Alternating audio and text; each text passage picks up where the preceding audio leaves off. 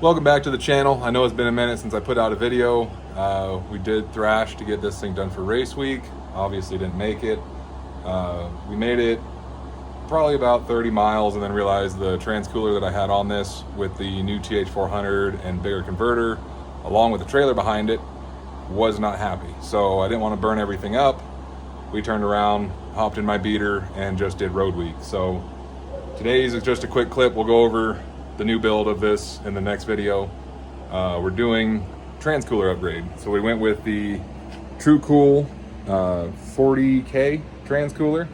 I currently have it underneath the car, taped up so I don't bend the fins. And a lot of people said to go by that. And right now I am gonna go over how it mounts, how it works. We got this through, I wanna say, Can-Made Products, not sponsored video, but Can-Made Products. It's a real Tru-cool. I guess that's an issue with a lot of the eBay stuff, is they don't actually send you a Tru-cool 40K cooler. So it comes with brackets, fans. The only thing that's not drilled or has a hole is the bolts for the fans, and they do hang over a little bit on the edges. I don't know if I like that too much, but right now we're building some brackets for it to go underneath the truck. So I just did a holder bolt for that, extended those holes a little bit, and I'm gonna end up making kind of like a stand for these so that I can run either self-tappers or whatever for here, and actual removable bolts for that. So I'll show you underneath the car here in a sec and show you where I plan on putting it initially to see if it works. All right, just real quick to show you what I did with those long brackets that came with it for mounting. I don't have a metal brake or a purpose-built metal bending piece, so I have those tools there. So don't judge me, but we created little legs here on either side. So this side, this next clip will be underneath, and I'll show you kind of where those are going.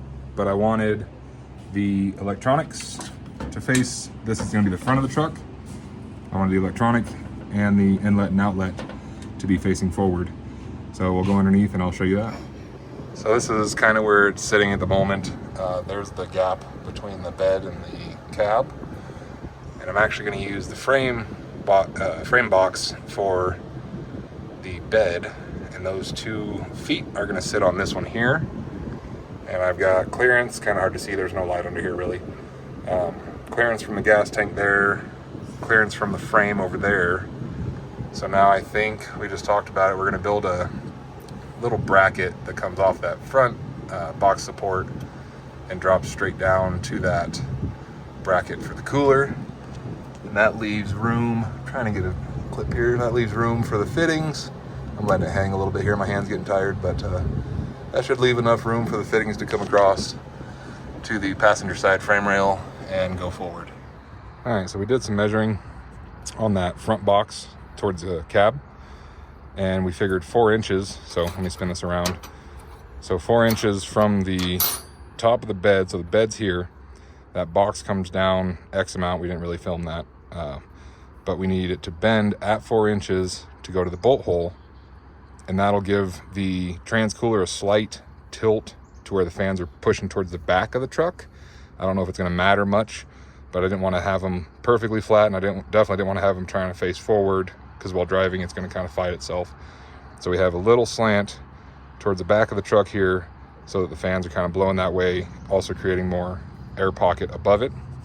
So we're going to bend these with our specialty tools and a stake pocket real quick and see how it turns out.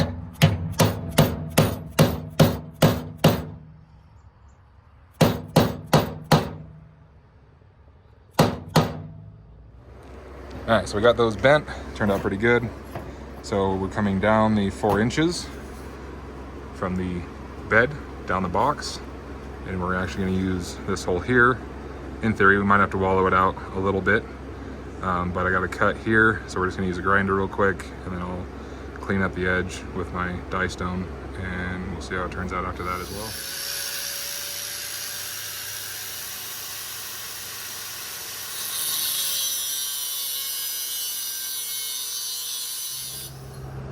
All right, so this is kind of what we came up with, how we said the back foot brackets there and there. And then, shut up, Vince. And then we've got these, kind of miscut them a little bit. When I did the 4 inches, it was down, and then I cut that short, so it was supposed to come down and then over. But this thing is actually super solid right now. Like, I'm putting quite a bit of weight on there, and it's not budging an inch. So, turned out pretty good. I've got the wires kind of just done up for now. I'm waiting to get my other transcooler still behind the front headlight. So I've got fittings showing up Monday. And then that's probably it for this video. We've got clearance on everything. It's pretty tight. But if you do run one of these derailleurs, it actually fits pretty good right there. I am going to heat wrap this. Yes, the fitting is pretty close on this side. But I'm going to heat wrap this. And this is going to be my hot in to the trans, or from the trans, sorry.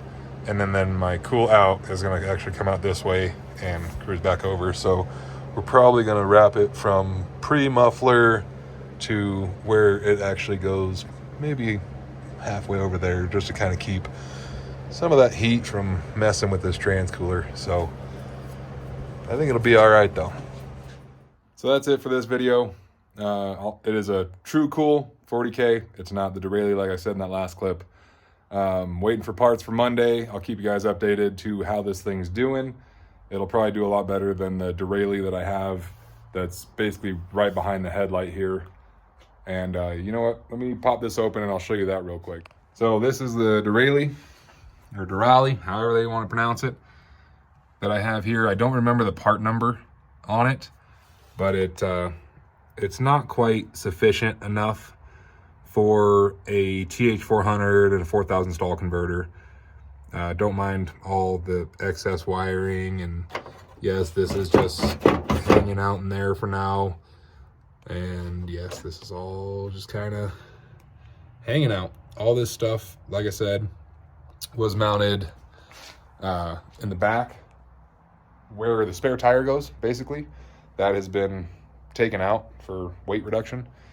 So back there, my theory was, with the engine and trans heat going with the center of the truck, I don't think it was giving it enough chance to cool with any kind of ambient air.